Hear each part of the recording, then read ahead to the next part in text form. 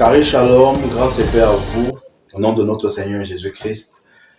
Bienvenue au laboratoire du Christ et à la dernière vidéo concernant le thème comment distinguer le vrai du faux prophète. Nous nous sommes arrêtés au chapitre 4 de 1 Jean, en son verset 4. Mais je vais le relire. Et je précise encore le contexte, c'est qu'il y avait le gnosticisme étant entré à l'église. Et comme je dis, ces gnostiques-là pensaient que ce qui est important, c'est l'esprit, la matière ne compte pas. Tu peux vivre dans l'immoralité, dans l'impudicité. Ce qui est important, c'est que ton esprit soit sauvé. Et ils ne reconnaissaient pas que le Christ a été un homme qui est mort et qui est ressuscité. C'est pourquoi Jean insiste sur le fait que tout esprit qui ne reconnaît pas Jésus venu en chair, il n'est pas de Dieu. Il ne vient pas de Dieu. Donc vous avez déjà encore un signe. Parce que même les rosicruciens aussi, certains de ces sectes-là, à Rose-Croix, vous parlent de Christ, mais ils parlent de Christ en nous. Et vous voyez que justement, ça donne l'impression que cela vient de Dieu. Sauf qu'ils ne croient pas que Jésus a été un homme. Qu'il a pris la condition de l'homme. Il a été crucifié pour les péchés de l'humanité. Mais il parle quand même de Christ. Donc, l'apôtre Jean nous fait comprendre que toute personne qui ne reconnaît pas Jésus venu en chair n'est pas de Dieu. Alors, le verset 4 dit, « Vous, mes enfants, vous appartenez à Dieu. Et vous avez la victoire sur ces prophètes de mensonges. » Alléluia. Vous avez la victoire sur ces prophètes de mensonges. Car celui qui est en vous est plus puissant que celui qui inspire ce monde. Vous voyez? Donc, ça veut dire que ces gens-là, ces prophètes de mensonges-là, viennent, quand ils parlent de leur propre chef. Ils ne sont pas envoyés de Dieu. Et l'apôtre Jean dit que vous qui appartenez à Dieu, vous avez la victoire. Il ne dit pas vous aurez, vous avez présent. Vous avez la victoire sur tous ces prophètes de mensonges-là. Verset 5. Eux, ils font partie du monde. Eux, ils font partie du monde, ces prophètes de mensonges. C'est pourquoi ils tiennent le langage du monde. Et le monde les écoute. C'est normal, donc si quelqu'un te dit, comme tu n'as pas d'emploi, viens. Je vais prier d'abord te délivrer, tu auras le travail. Comme tu n'es pas marié là depuis, c'est l'esprit de nuit, c'est pas mari de nuit, femme de nuit, viens, je vais te délivrer et tu vas te marier. Viens, tes affaires vont prospérer et tout. Ce sont les choses du monde.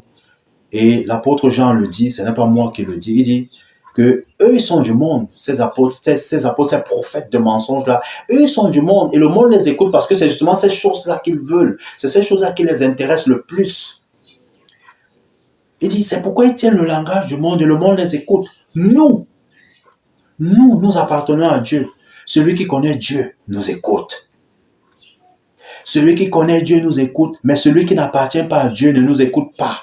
De cette manière, nous pouvons distinguer l'esprit de la vérité et l'esprit de l'erreur.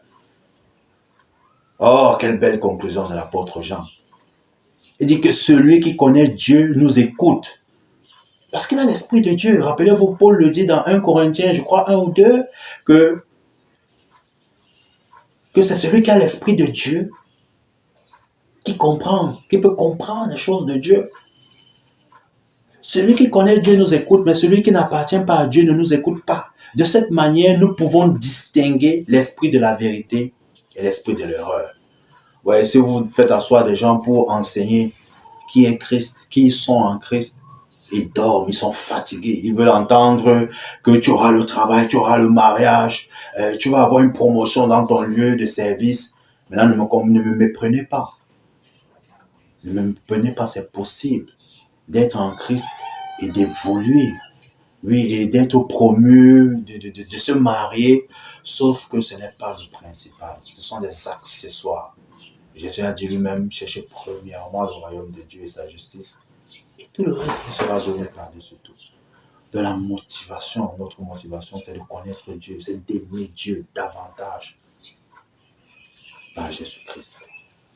Alors, nous lisons le dernier passage. Il y en a tellement, mais c'est juste pour nous amener à comprendre ce phénomène et vous-même aussi à chercher. Donc, Galates chapitre 3. Galates chapitre 3.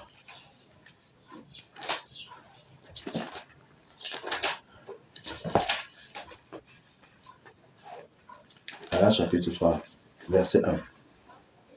Ô Galates insensés, qui vous a envoûté ainsi? Pourtant, la mort de Jésus-Christ sur la croix a été clairement dépeinte à vos yeux. Verset 2. Je ne vous poserai qu'une seule question. À quel titre avez-vous reçu le Saint-Esprit? Est-ce parce que vous avez accompli la loi ou parce que vous avez accueilli avec foi la bonne nouvelle que vous avez entendue? Manquez-vous, verset 3, à ce point d'intelligence?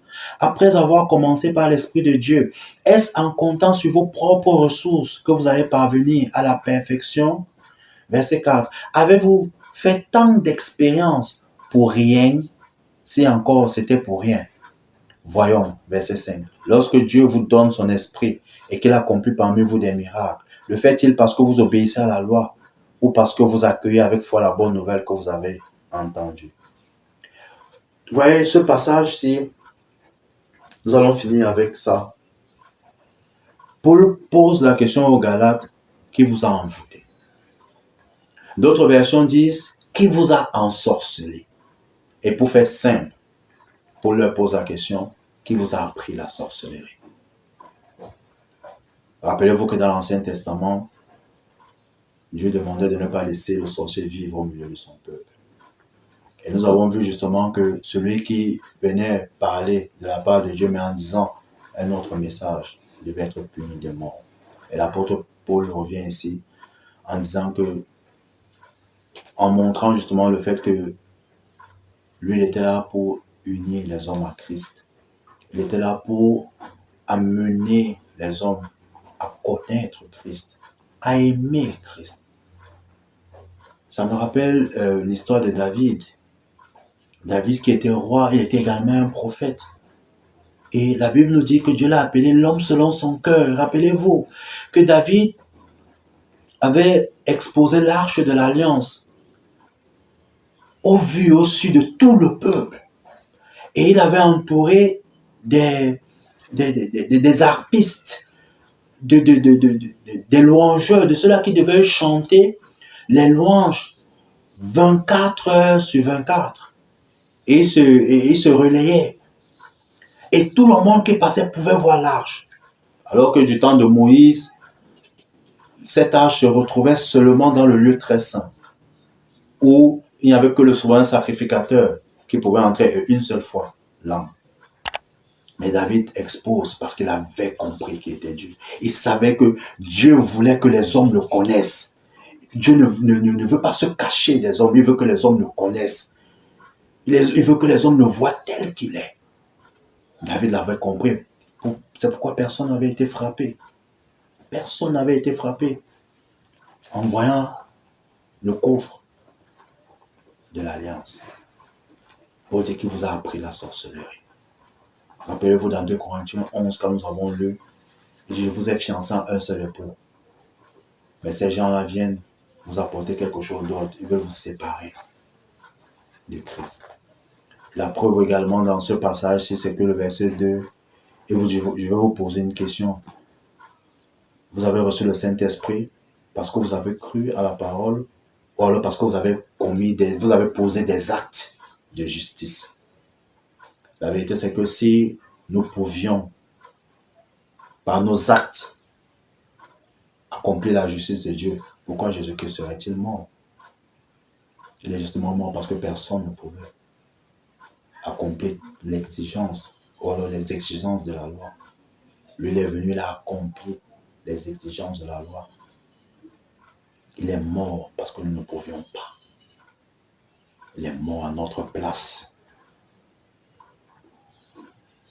Rappelez-vous, quand il mourait, nous étions avec lui. Quand il est ressuscité, nous sommes ressuscités avec lui. Ça, nous ne verrons pas la grâce de Dieu dans le prochain thème. Comment vivre la vie de Dieu.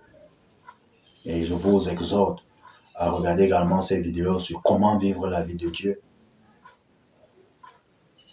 Donc, rappelez-vous que le prophète vrai, celui qui parle de la part de Dieu, fait connaître Dieu au peuple de Dieu, fait grandir l'amour de Dieu dans les cœurs des hommes.